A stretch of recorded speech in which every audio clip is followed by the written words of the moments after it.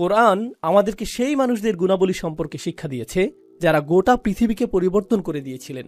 কারণ আমরা গর্ব সহকারে বলতে পারি যে এই কোরআন 23 বছর ধরে নাজিল হয়েছে এবং এটা গোটা পৃথিবীকে পরিবর্তিত করে দিয়েছে। পৃথিবীকে পরিবর্তন করতে চাইলে পৃথিবীর অনুসরণ করলে চলবে না, আপনাকে নতুন কিছু করতে হবে, না হলে এটা সম্ভব না। অন্য সকলে যা করছে তা আপনাকে চ্যালেঞ্জ করতে হবে, কোনো পরোয়া করবেন না, আপনাকে এটা করতেই হবে, আপনাকে উঠে দাঁড়াতে হবে এবং এটা করতে হবে। আপনি কোনো প্রথার অনুসরণ করবেন না, বরং আপনাকে প্রথা ভঙ্গ করতে হবে। আপনি নিজের মূলনীতি অনুসরণ করে চলবেন, আপনি সাবিক হয়ে উঠবেন। আর সাবিকদের সাথে কি ঘটে? সেই মানুষগুলো যখন শুরু করে সকলে তাদেরকে কি বলে? উন্মাদ। সকলে তাদেরকে প্রত্যাখ্যান করে, সকলে তাদের সন্তানদেরকে এদের ব্যাপারে সতর্ক করে, এই মানুষগুলোর অনুসরণ করো না, তারা এমন কিছু করে যা অন্য কেউ করে না, এরা অদ্ভুত, এরা আজব। আর সাবিকুনরা যখন এই সকল সমালোচনা, এই সকল আক্রমণ, প্রতিনিয়ত নিরুৎসাহিত করা মন্তব্য এবং বর্জনের শিকার হয়, তারা নিজেদের অনুপ্রেরণাকে প্রভাবিত হতে দেয় না, তারা নিজেদের অনুপ্রেরণাকে প্রভাবিত হতে দেয় না, তারা এতে প্রভাবিত হয় না, বরং তারা সামনে অগ্রসর হতে থাকে। আর আল্লাহ এ ধরনের মানুষদের ক্ষেত্রে কি করেন? তিনি তাদেরকে পরীক্ষা করতে চান যে তারা কি আসলেই সাবিক হতে চায় নাকি অনুসারী হতে চায়। আর এক পর্যায়ে তারা সফল হন। অবশেষে আল্লাহ তাদেরকে বিজয় প্রদান করেন।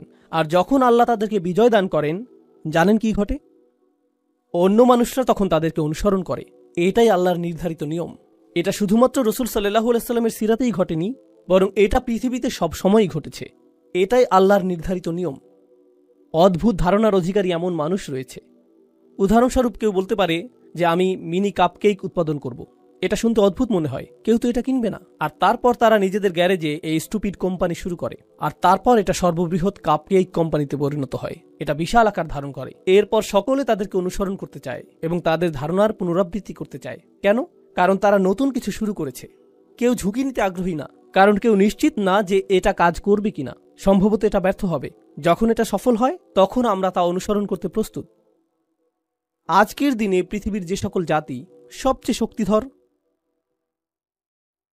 যে সকল জাতি অর্থনৈতিক দিক থেকে সবচেয়ে শক্তিশালী, সাংস্কৃতিকভাবে শক্তিশালী, কৌশলগতভাবে শক্তিশালী, সামরিকভাবে শক্তিশালী, তাদের সকলের মধ্যে অভিন্ন একটা জিনিস আপনি পাবেন। তারা উদ্ভাবনকারী জাতি, তারা গবেষণা এবং উন্নয়নের জাতি, তারা প্রচুর নতুন জিনিস আবিষ্কার করে, তারা বিজ্ঞানের জগতে সর্বদাই সাবিক, তারা চিকিৎসা বিজ্ঞানে বিভিন্ন শাখা নিয়ে গবেষণায় সাবিক। আপনি কাফিরদেরকে অভিশাপ দিতে পারেন, তাদের প্রতি রাগান্বিত হতে পারেন, কিন্তু আপনার মায়ের যদি কোনো অপারেশনের প্রয়োজন হয়, সামর্থ্য থাকলে আপনি পশ্চিমা দেশগুলোর সেরা হাসপাতালটিতেই যাবেন, কারণ সেসব ক্ষেত্রে তারা সাবিকুন। অন্য কোথাও না গিয়ে আপনি সেখানেই যাবেন।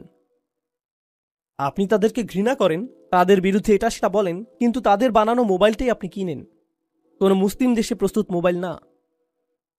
যেমন আমরা যদি মুসলিম ফোন নাম দিয়ে কোনো মোবাইল বানাই, মানুষ এটা তেমন কিনবে না। যখন গাড়ি কেনার প্রয়োজন হয়, আপনি আব্দুল করিমের একক উদ্যোগে নির্মিত গাড়ি কিনেন না। কেন নয়? কারণ সেই লোকগুলো গাড়ি প্রস্তুতে সাবেকুন হয়ে গিয়েছে, তারা মাইক্রোচিপ প্রযুক্তিতে সাবিক হয়ে গিয়েছে, তারা চিকিৎসা বিজ্ঞানের গবেষণায় সাবিক হয়ে গিয়েছে, তাই না? আর যখন তারা সাবিক হয়ে গেল, গোটা পৃথিবী তাদের উপর নির্ভর করতে শুরু করলো। পৃথিবী তাদের উপর নির্ভর করতে শুরু করলো। কিন্তু মূল বিষয় হলো, কোন জিনিসটা তাদেরকে এত শক্তিশালী করেছে? এটা কি তাদের প্রাকৃতিক সম্পদ? এটা কি জ্বালানি তেল? এটা কি প্রাকৃতিক গ্যাস, খনিজ সম্পদ? এটা কি প্লুটোনিয়াম? না, এটা চিন্তা শক্তি। বিশ্বের পরাশক্তিগুলো তাদের সমাজে এমন সংস্কৃতি সৃষ্টি করেছে যেখানে তারা বলে, আমরা চাই তুমি পর্যবেক্ষণ চালাও, আমরা চাই যে তুমি নতুন নতুন বিষয় চেষ্টা করো। যদি তুমি অকৃতকার্য হও, আবারও চেষ্টা করতে থাকো যতক্ষণ পর্যন্ত সফল না হও, আর আমরা এজন্য তোমাকে অর্থায়ন করব। এটাকেই তারা বলে রিসার্চ অ্যান্ড ডেভেলপমেন্ট। এটাই তারা করে। আর ধারণাটি এতটাই শক্তিশালী যে জ্ঞানী মুসলিমরা সারা পৃথিবী থেকেই, পাকিস্তান, বাংলাদেশ, সিরিয়া, সৌদি আরব, সারা পৃথিবী থেকেই যখন তারা কোনো বিষয়ে প্রকৃত গবেষণা করতে চায় এবং তারা সামনে অগ্রসর হতে চায়, তখন তারা কোথায় যায়? তারা আমেরিকায় যায়, ইংল্যান্ডে যায়, সুইডেনে যায়, ডেনমার্কে যায়, তারা অস্ট্রেলিয়ায় যায়, তারা এই বিশ্ববিদ্যালয়গুলোতে যায়। কারণ এই বিশ্ববিদ্যালয়গুলো এমন বিষয় বুঝতে পেরেছে যা উত্তরাধিকার হিসেবে আল্লাহ আমাদেরকে দিয়েছিলেন।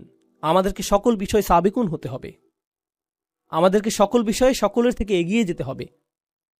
ধর্মের দিক থেকে আমরা এগিয়ে আছি, কিন্তু বিজ্ঞানের ক্ষেত্রে, ব্যবসার ক্ষেত্রে, সমাজ বিনির্মাণের ক্ষেত্রে আমরা পিছিয়ে আছি। অন্য জাতির দিকে ইশারা করে এটা বলা খুবই সহজ যে এই লোকগুলো অনেক শক্তিধর।